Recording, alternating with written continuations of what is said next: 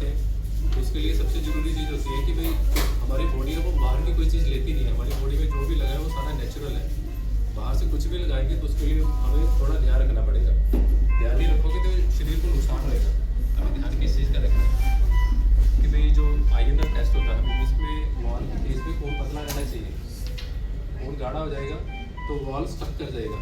इसकी ना ऐसे वॉल ऐसे मूव करता है, आपको दिखाएंगे वॉल ऐसे मूव करता रहेगा। तो खून गाढ़ा होगा तो ऐसे मूव नहीं करेगा, उसका जोर लग जाएगा, फिर वो ऐसे रुक जाएगा। जब रुक जाएगा तो एकदम से सांस फूल जाएगा, सांस नहीं आएगा, घबराहट हो जाएगी, पसीना आ जाएगा। तो वॉल स्टक मतलब ब्लॉकेज हो गई है तो एकदम से इमरजेंसी में भागना पड़ेगा। खून पतला रखना पड़ता है, पर इसमें खून पतला कितना रखना है? खून तो बहुत ज़्यादा पतला भी हो जाता है।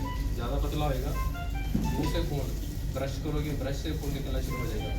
पेशाब करेंगे तो लाल रंग का खून आना शुरू हो जाएगा और चमड़ी पे निशान पड़ने शुरू हो जाएंगे, धब्बे धब्बे निशान पड़ने शुरू हो जाते हैं इसमें। कई बार नाक से खून निकलना शुरू हो जाता है, लैट्रिन करोगे काले रंग की। बात ये जब आप बता रहे हैं तो वो ब्लड ज़्यादा होता है तभी ऐसा होता है ना? ये जब खून पतला हो गया तब की बात है, जब खून पतला हो गया। ये सारा आपको इसके ऊपर लिख के भी देंगे, इसको पढ़ते भी रहना।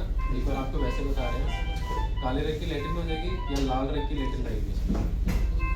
ठीक है, निशान चमड़ी पे जहाँ पे भी थोड़े से जोर लगे वहाँ पे निशान पड़ जाएगा। जोर नहीं भी लगा ऐसे जांघों पे निशान पड़ते हैं, नीले रंग के या लाल रंग के निशान पड़ते हैं।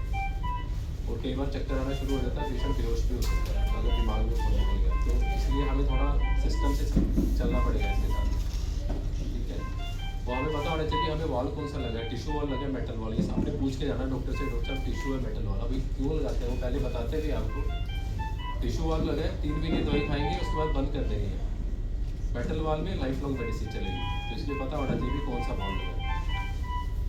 ठीक है, और आपका जो भी वॉल्व है, अभी मैंने बताया भी खून पतला करते हैं, अभी कितना पतला करते हैं उसकी एक रेंज होती है। आपका जो भी टेस्ट कराओगे उसकी एक वैल्यू आएगी, आपको पता होना चाहिए कि ये वैल्यू ज़्यादा है कि ये कम है, गोली बढ़ाए कि कम करें। तो हर एक वॉल्व की एक वैल्यू होती है, इसके ऊपर लिखी भी होती है, आपको बताएंगे अलग अलग होती है। तो आपको ये पता होना चाहिए कि हमारे मरीज की वैल्यू अभी नॉर्मल में चल रही है कि नहीं चल रही। नॉर्मल में लेके आनी है, उसके लिए आप फ़ोन करो, डॉक्टर को फ़ोन करो, खून का टेस्ट कराओ, दवाई बढ़ाओ, दवाई कम करो। तो सैंपल लें। अभी एक आईएनआर वैल्यू है, अगर वो वैल्यू कम हो जाएगी तो हमें गोली थोड़ी बढ़ानी पड़ेगी। अगर वैल्यू कम होती है तो उसको नॉर्मल में लेके आने पड़ेगी, दवाई बढ़ानी पड़ेगी ताकि वैल्यू नॉर्मल में रहेगी। नॉर्मली जैसे हमने सोच लिया वैल्यू रखनी है आईएनआर वैल्यू 2 से 3 रखनी है। तो आप गोली खा रहे हो, वैल्यू तो एक ही आ रही है, टेस्ट कराते हो एक आती है। तो आपको ये है कि अगर 2 मिलीग्राम की गोली खा रहे हो तो उसको 3 मिलीग्राम करना है, तभी वो आएगी। अभी वैल्यू रखनी है 2 से 3 के बीच में, टेस्ट कराया आपकी वैल्यू होगी 5 आएगी, 6 आएगी, ये तो बहुत बढ़ गई। अभी क्या करें, अगर दवाई 3 की खा रहे हो तो उसको कम करनी है या बंद करनी है, वो आपने फ़ोन करके पूछना है और ये करना है। कभी भी लक्षण आते हैं, अगर लक्षण आ रहे तो उसी दिन टेस्ट कराना है। ठीक है, और ये होता है फिर टेस्ट कितनी देर बाद कराना है। अभी आपका 1 महीने तक तो आपको रेगुलर टेस्ट करा लो, 2 दिन बाद 3 दिन बाद टेस्ट करवा लो तो अच्छा रहेगा। बजाय कि दिमाग में खून निकल रहा है, एकदम से इमरजेंसी में भागना पड़े, तो हर तीसरे चौथे दिन टेस्ट करा लेना चाहिए। कुछ नहीं होता, आपको डायरी लिख के देंगे, उसके ऊपर दूसरे तीसरे दिन डेट डालो, टेस्ट करा लो, और जो नंबर लिखे हो या तो तुम पढ़ के बता दो या फ़ोटो भेज दो। जब भी कभी फंस जाओ आपको नंबर देंगे, आपने जो डायरी लिखी है उसकी फ़ोटो खींच के भेजो, डॉक्टर साहब ये हमारे टेस्ट है, अभी वैल्यू ये है, अभी क्या क्या करना है। तो आपको डॉक्टर एकदम से बताएगा भी हाँ ये करना है, पर इसको संभाल के रखना पड़ेगा, डायरी बनानी पड़ेगी।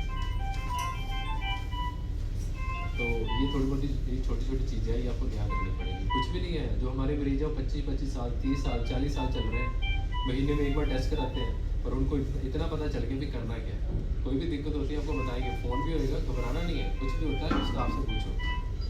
तो यहाँ भी कोई भी कन्फ्यूज़न है तो आप पूछ सकते हो, आपके दिमाग में कुछ भी क्वेश्चन आ रहा है, टेस्ट कब कराना है, वैल्यू कितनी होती है, तो पूछ सकते हो। लक्षण भी सारे इसमें आपको लिख के दे दें ताकि आपको याद भी ना करने पड़े, कुछ पूछना।